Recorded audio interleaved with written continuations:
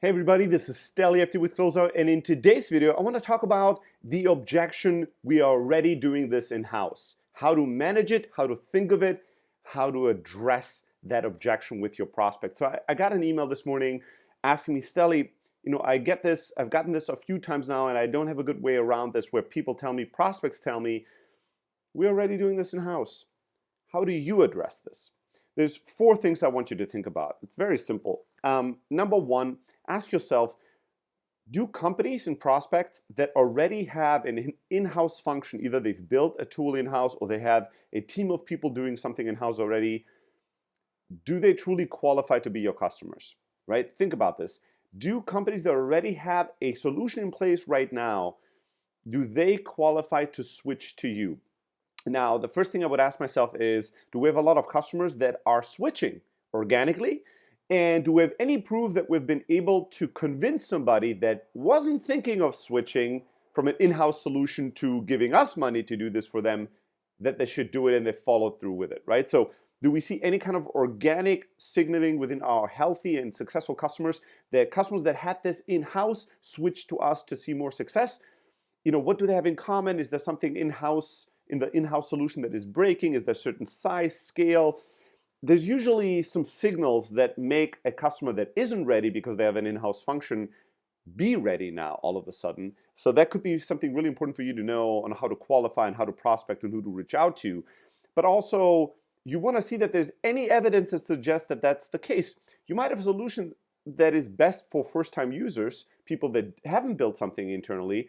And so switching is something that, at least for now, might be a disqualifier, might be a criteria, just like we don't have money, we don't have budget, or a customer that's not very technology savvy and can't use your API. So whatever else your criteria for a qualified prospect maybe we do this in-house is just a criteria that disqualifies them. So ask yourself clearly, is it or is it not, and what proof do you have that it is not?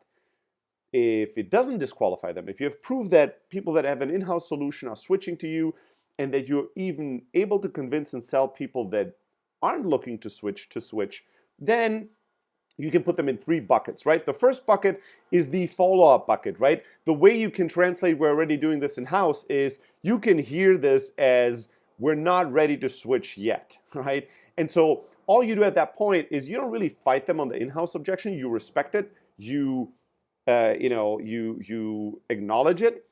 But you ask them a few more things to know who they are. You tell them, you know what? Oh, that's brilliant. Companies that do this in-house later in life make for our best customers. It probably means right now there's no chance in hell I can convince you to use our product or service.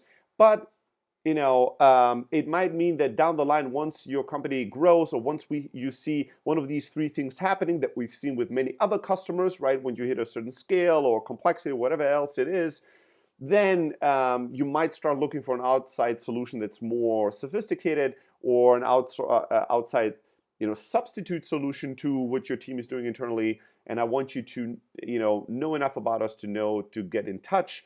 And then you just continue to qualify them, ask them a few questions. How many people do you have? How do you address X, Y, and Z? You just keep qualifying them, and at the end, you put them in a follow-up bucket, right? You use Closeout's email sequences feature, and you just write a email sequence that automatically follows up with them every other quarter or every quarter and checks in, hey, I know you already have this in-house. Here's how the market is changing. Here's the new technologies that are happening. Are you still happy? Do you have any challenges? We're happy to set up a consultation session and give you some feedback or help out in any way. And you just keep top of mind.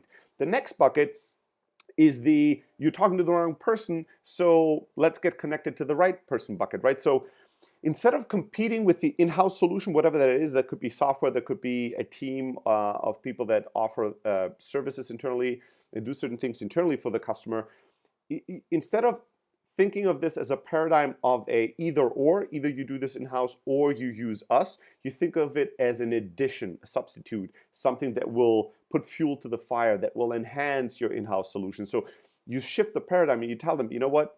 Our best customers have an in-house solution in place, and they use us additionally to address X, Y, and Z.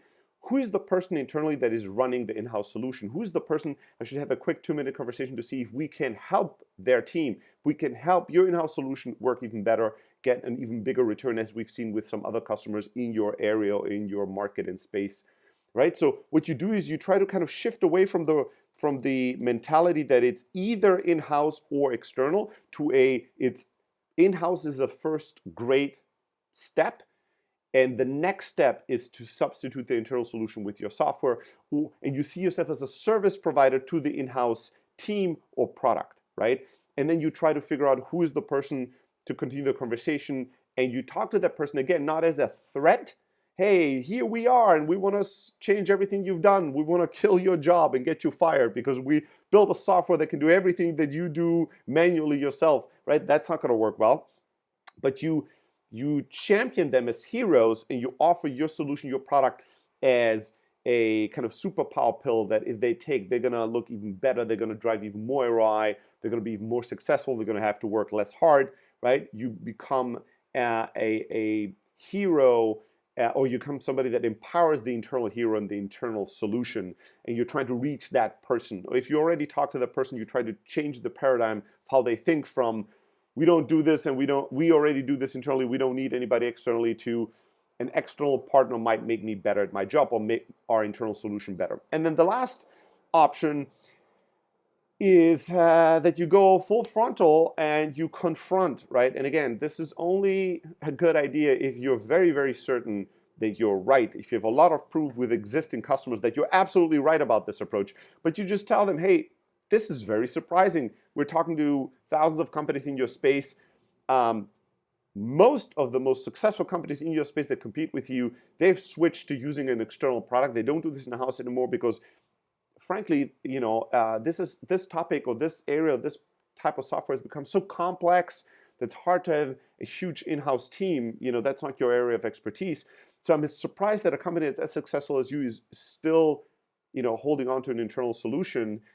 I really think that we should, talk a little bit, and you should see me as a provider of information intelligence. I can share with you what your competition is doing. I can share with you what the market is doing to give you all the data necessary to make sure that this is still the right idea and that you're not falling behind in the market, right? So here you use more of a kind of a fear tactic. Hey, I'm shocked. You're still doing this in-house? Nobody in your space is still doing this in-house. Everybody has shifted from in-house solutions to using service providers or external software and they see massive results. I'm shocked you're still doing this. I'm pretty sure this is because you're so successful you hadn't had a chance to really evaluate. You didn't have the right information. Let me give you more information intelligence so that you can reconfirm that doing this in-house is still the right method. This is a harsh tactic, a hard kind of sales tactic. If you're very, very convinced of what you're doing, and if you have a lot of proof that that statement is true, you might want to use it, but you need to have the confidence and the truth on your side. If I'm being honest, I wouldn't recommend you lying about this stuff. So that's it. That's really it. It's as simple as that, right?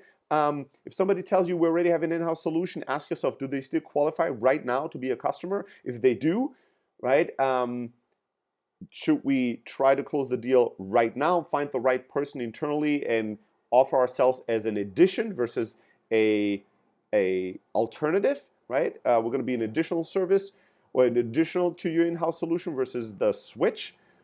Do you force them to switch, or do you just put them in a bucket to follow up until they're so unhappy with the in-house solution that they start looking for external help, and then you're in their inbox, or they just received a voicemail from you? Again, we've automated voicemail drops in close. Quick plug there. But they just heard from you recently, so at the time that they're right, sometime in the future, they're going to get in touch. They're going to respond to some of your automated follow-up and start a conversation with you. Those are the options that you have. All right, that's it for me today. If you have any questions, feedback, concerns, send me an email, stelly@close.io. Otherwise, if you've not done that yet, go to blog.close.io. Make sure to subscribe to our blog. We write the best content in sales today. Until next time, let's go and get them.